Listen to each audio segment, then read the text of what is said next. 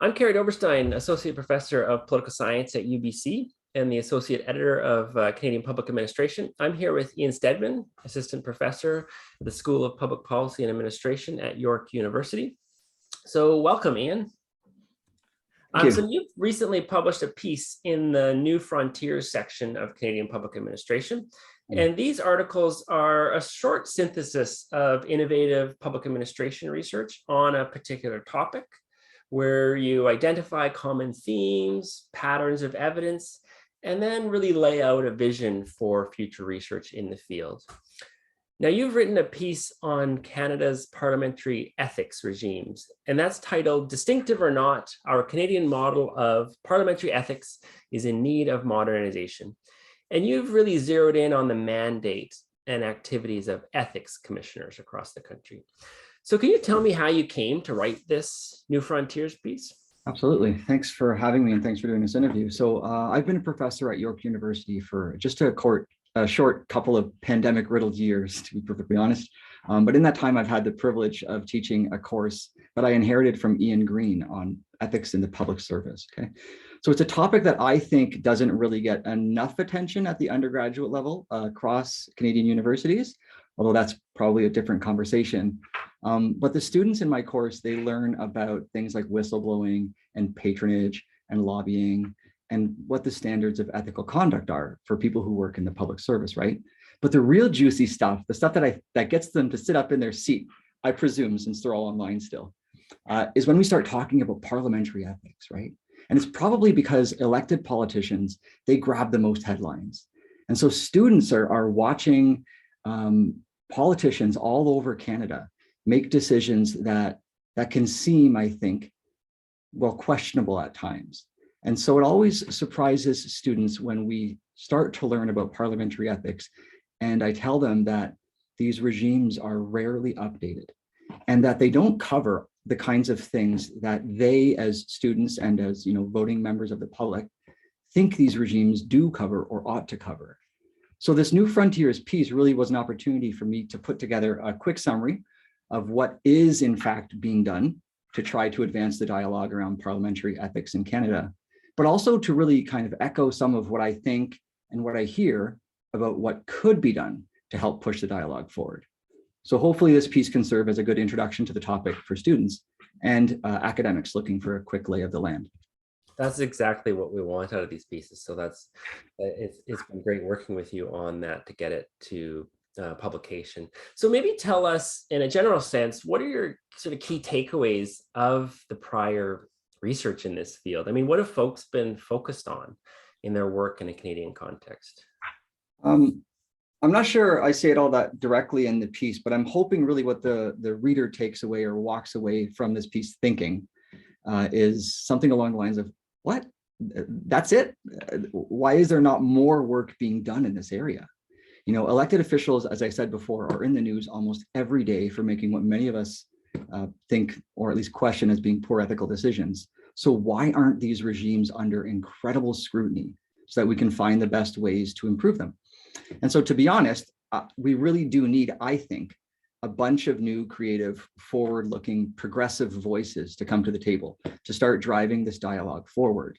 Enough time has passed since these regimes were first emerged in 1988. Enough time has passed since we were thinking about them as innovative, and now they start to look, I think, a bit stale.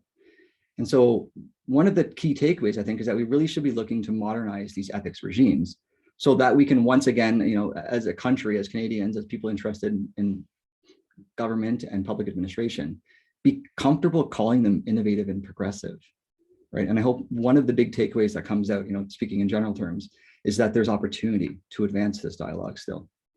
And that's precisely what we hope to achieve in these New Frontiers pieces, which is, in some cases, identifying, where new research is very much needed. And I think you do a good job in this piece of showcasing some of the sort of historical thinking on this, but really the gaps and the opportunities for researchers going forward. So in light of that, I mean, where do you see the most fruitful potential areas for future research and practice? And if you don't mind, some of your future work that's contributing to this. Okay, yeah. So first, I think we need public sector and parliamentary ethics, I think, to play a much more prominent role in our academic programming across the country. Not just because it's important to train, future public servants about values and expectations, but because I think that if more of our students can be inspired, earlier on in their journeys to want to learn more about how the values make their way into the public service practices and paradigms, then I think we'll have more of them who spend more of their time thinking about and taking seriously these conversations as they move through, right, their careers. As for how I think the literature should evolve and where I think it should go, I think a big part of the way forward needs to be in looking back at those 30 years we now have under our belt and trying to understand what we can learn from, what we've tried out, what ways can we improve, what was successful, what was not.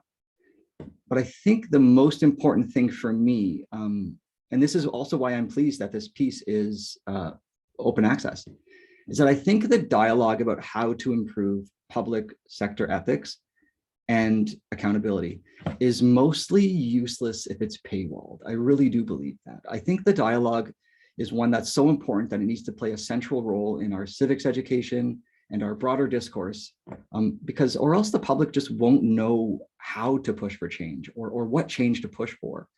And what I really fear is if we don't have these conversations in an open forum, is that politicians will continue to think that ethics isn't the kind of thing that can win or lose them an election, right? Like we've just had a couple of really good examples of two general elections where ethics could have played a major role, but it really didn't. And I don't know if that's because we're not talking about it enough or we're not talking publicly about it enough, right? So I want to make sure, I think it's important to make sure that our dialogue as we move forward, the research we're doing is available to the public. That's very important. And the last thing you asked was, what am I working on? Well, let's open that box. So I now have a home at York. I've been there for 2 years, as I mentioned earlier. And so I'm actually working on building a Center for Public Ethics. So we're going to be launching in the fall next year I'll be teaching this course again, so we'll launch at the same time. And the goal really is to create a space that not only celebrates York University's long history of work in this area, we have a lot of academics who've really been builders, but also I want to create new opportunities for students and for faculty and for other colleagues whom we partner with to advance progressive ideas about what public sector ethics and accountability needs to look like as we move forward. So, to wrap up, I think this incredible leap that we've made over the past decade, where we're having a very deeply technology-driven public administration, I think that's given rise to some important new questions about whether the accountability mechanisms that we have for public service decision-making remain adequate. And so we're hoping to create some space to bring people together to keep plugging away at these issues and try to advance new ideas. Thanks very much, Ian. So you can find Ian's article on the Canadian Public Administration website. And we've stayed at a high level today, but there you can find all of the details of the literature he's laid out on public sector ethics and ethics commissioners and his specific vision for research in this field. And it would be a really valuable resource for graduate students looking for inspiration on where to take the field. And it's a really powerful piece. So thank you for writing it and contributing in this way, Ian.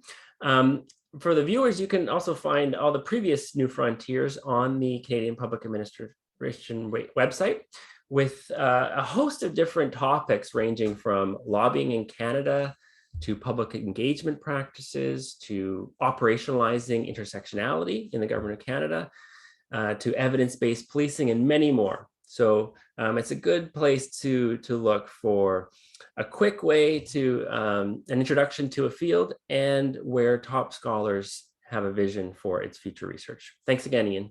My pleasure. Thank you.